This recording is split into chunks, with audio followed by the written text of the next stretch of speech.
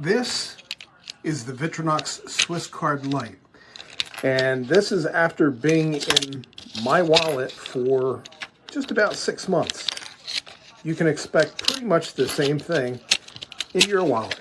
They don't hold up very well, and unfortunately I have to give it a poor rating, and I absolutely love Swiss Army knives. Unfortunately, not so much this one.